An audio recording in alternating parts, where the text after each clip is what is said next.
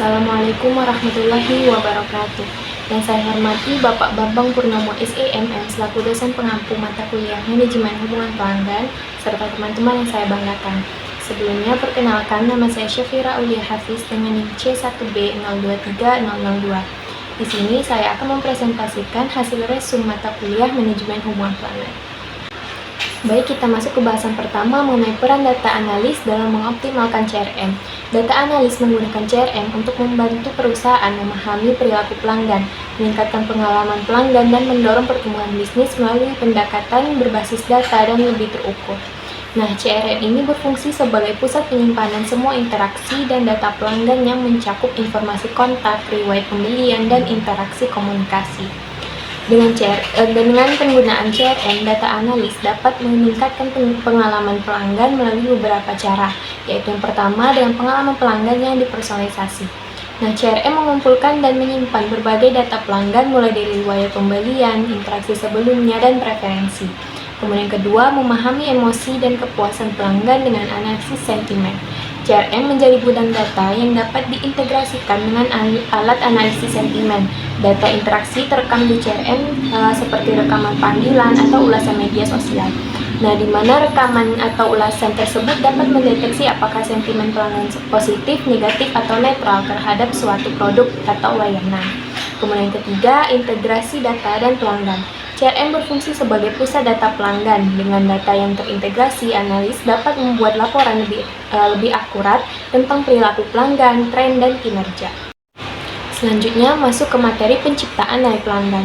Penciptaan nilai pelanggan merupakan proses strategis untuk meningkatkan manfaat yang dirasakan pelanggan dari interaksi mereka dengan perusahaan, relatif terhadap biaya yang mereka keluarkan. CRM membantu perusahaan membuat pelanggan merasa lebih dihargai.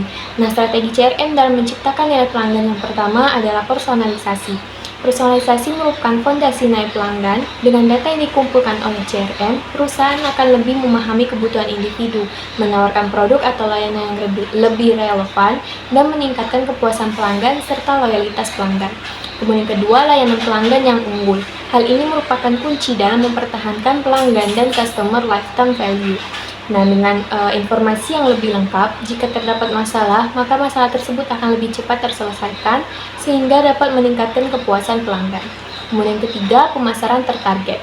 Dengan CRM, penyampaian pesan seperti penawaran akan lebih tepat sasaran sesuai dengan minat dan kebutuhan. Selain itu, berdampak pula untuk perusahaan sebab dengan pemasaran yang tertarget tersebut, mereka dapat mengoptimalkan anggaran pemasaran mereka. Kemudian yang keempat, ada program loyalitas. Berdasarkan data pembelian dan referensi di CRM, perusahaan dapat menawarkan reward, diskon, atau akses khusus yang relevan bagi anggota program loyalitas tertentu. Kemudian nilai perspektif pelanggan dibagi menjadi tiga, yaitu yang pertama ada nilai fungsional. Nilai ini berkaitan langsung dengan manfaat praktis, kegunaan, dan kinerja suatu produk atau layanan. Nilai ini merupakan apa yang diharapkan pelanggan dari produk atau layanan tersebut. Kemudian kedua, nilai emosional. Nilai ini berkaitan pada perasaan, pengalaman, dan reaksi yang ditimbulkan oleh suatu produk atau layanan. Yang diharapkan pelanggan adalah rasa aman dan senang atau bebas khawatir setelah menggunakan produk atau layanan. Kemudian ada nilai sosial. Nilai ini berkaitan dengan bagaimana produk atau layanan membantu pelanggan terhubung dengan orang lain atau bagaimana mereka dapat memperlihatkan identitas atau status sosial mereka setelah memakai produk dan layanan ini. Nah, kemudian bahasan selanjutnya mengenai penerapan AI dalam CRM, sebuah transformasi hubungan pelanggan. AI memungkinkan CRM menjadi lebih cerdas, otomatis, dan personal, sehingga meningkatkan manfaat bagi bisnis. Manfaat utama AI dalam CRM adalah sebagai berikut. Yang pertama, meningkatkan kepuasan pelanggan, kemudian peningkatan loyalitas pelanggan, peningkatan efisiensi operasional, dan peningkatan pendapatan. AI juga membantu tim penjualan bekerja lebih efisien dengan menyediakan alat prioritas berdasarkan potensi. Nah, sistem AI memberi informasi relevan terhadap tim penjualan. Nah, jika perusahaan ingin mengotomatisasi tugas rutin dengan AI, mereka perlu melakukan beberapa langkah ini.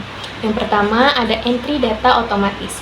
Dengan AI, entry data yang biasa dilakukan manual yang dapat memakan waktu menjadi lebih terstruktur dan akurat sehingga dapat mengurangi human error dan menghemat waktu karyawan. Kemudian kedua, penjadwalan tindak lanjut. AI membantu tindak lanjut lebih tepat waktu dan konsisten dalam penjualan dan layanan pelanggan. Kemudian ketiga, segmentasi pelanggan atau pengelompokan. AI membantu pengelompokan individu atau kelompok untuk pemasaran dan layanan yang lebih efektif. Kemudian keempat, otomatisasi kampanye. Melakukan pemasaran manual pasti memakan waktu yang lama, maka AI membantu menentukan dan menyesuaikan kampanye pemasaran untuk setiap individu atau kelompok yang sebelumnya telah melakukan segmentasi. Contoh konkret penerapan AI dalam perusahaan ini adalah adanya chatbot untuk pelayanan pelanggan, rekomendasi produk, analisis sentimen media sosial, dan prediksi tingkat churn. Lanjut, bahasan mengenai pentingnya layanan customer service dalam CRM. Layanan customer service merupakan interaksi langsung dengan pelanggan yang menjadi penentu dalam membentuk persepsi pelanggan terhadap perusahaan. Pengalaman positif menciptakan pengalaman yang menyenangkan bagi pelanggan dan membangun kepercayaan. Tim CS dapat menangani keluhan dan masalah secara tepat dan efisien, sehingga dapat membentuk loyalitas seorang pelanggan. CS merupakan komponen penting dalam CRM, bukan sekedar pendukung, namun sebuah komponen inti dan investasi penting perusahaan agar bertumbuh dan berhasil dalam jangka panjang. Customer service berperan dalam meningkatkan citra perusahaan, di mana mereka merupakan duta merek atau wajah perusahaan. Customer service merupakan orang yang berinteraksi dengan pelanggan. Kesan yang mereka berikan mempengaruhi persepsi pelanggan terhadap nilai dan kepribadian perusahaan. Senyum, suara yang menenangkan, atau respon yang solutif memberi kesan positif bagi pelanggan. Nah, selain itu, mereka secara tidak langsung menerapkan word of mouth marketing. Ketika CS berhasil menyelesaikan masalah pelanggan dengan luar biasa, memberi layanan yang melebihi harapan pelanggan, atau menunjukkan empati, pelanggan akan cenderung menceritakan pengalaman positif tersebut kepada teman atau keluarga mereka. Kemudian CS dapat menangani krisis reputasi. CS yang terlatih dapat dengan cepat mengidentifikasi inti masalah, menawarkan solusi yang sesuai, dan menyampaikan empati terhadap kekecewaan pelanggan. Hal ini dapat membantu meredakan kekecewaan pelanggan dan menunjukkan bahwa perusahaan dapat bertanggung jawab. Selanjutnya, pembahasan mengenai manajemen jaringan pelanggan. Manajemen jaringan pelanggan merupakan proses strategis mengelola, memelihara, dan mengembangkan interaksi hubungan pelanggan dengan platform dan metodologi CRM. Bertujuan membangun hubungan saling menguntungkan dan berkelanjutan yang meningkatkan loyalitas dan profitabilitas. Pengumpulan dan sentralisasi data pelanggan dilakukan dengan beberapa langkah. Yang pertama ada identifikasi titik kontak, kemudian pencatatan transaksi, dan integrasi data. Manajemen jaringan pelanggan ini mencakup interaksi dan komunikasi.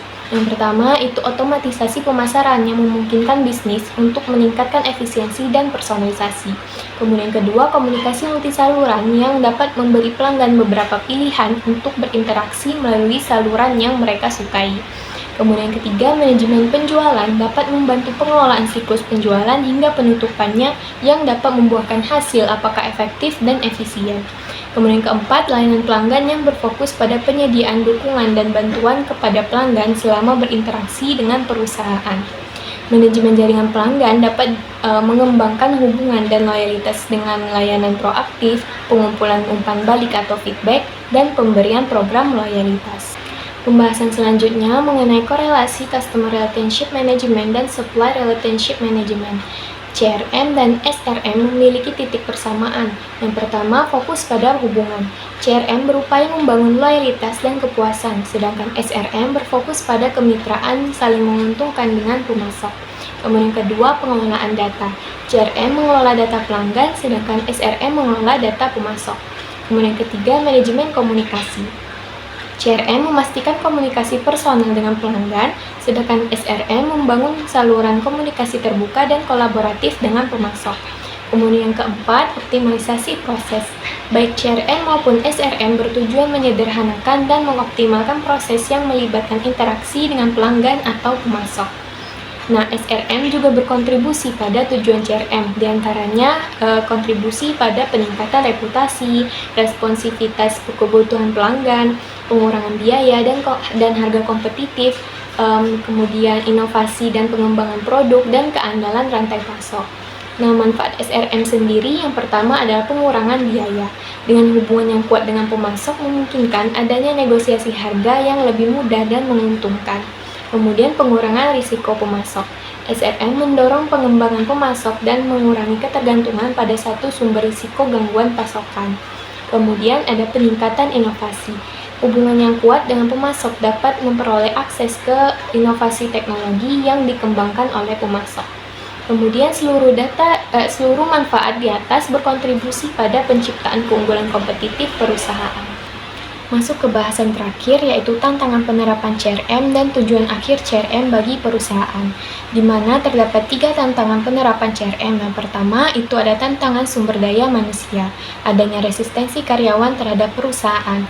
Karyawan mungkin merasa terancam dengan teknologi baru, takut proses kerja mereka berubah, atau khawatir kinerja mereka akan lebih diawasi.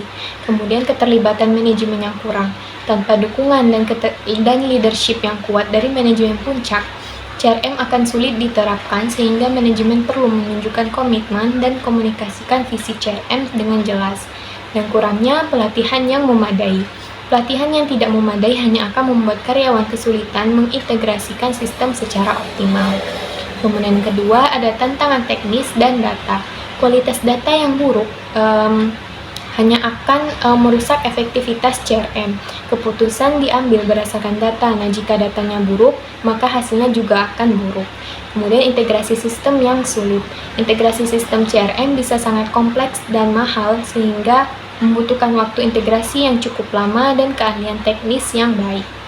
Kemudian yang ketiga ada tantangan strategis dan finansial. Kurangnya strategi dan visi yang jelas. Tanpa tujuan yang jelas apa yang ingin dicapai CRM, implementasi bisa menjadi tidak terarah dan tidak dapat memberi nilai yang diharapkan oleh perusahaan. Kemudian biaya dan sumber daya tak terduga, di mana implementasi CRM seringkali lebih mahal dan memakan waktu yang lebih lama dari perkiraan awal. Kemudian pemilihan solusi CRM yang salah. Ada banyak solusi CRM dengan fitur-fitur yang berbeda, harga dan sistem yang berbeda-beda. Nah, perusahaan yang salah memilih solusi CRM atau tidak sesuai dengan kebutuhan hanya akan menyebabkan pemborosan investasi dan gagal adopsi. Nah, maka tujuan akhir dari CRM ini adalah meningkatkan kepuasan dan loyalitas, meningkatkan pendapatan dan profitabilitas, mengurangi biaya akuisisi pelanggan, mendapat wawasan data secara mendalam, dan membangun hubungan yang berjangka panjang. Nah, demikian presentasi yang dapat saya sampaikan mengenai resume materi manajemen hubungan pelanggan. Kurang dan lebihnya saya mohon maaf. Semoga apa yang disampaikan dapat menjadi tambahan ilmu bagi diri saya sendiri serta teman-teman sekalian. Terima kasih. Wassalamualaikum warahmatullahi wabarakatuh.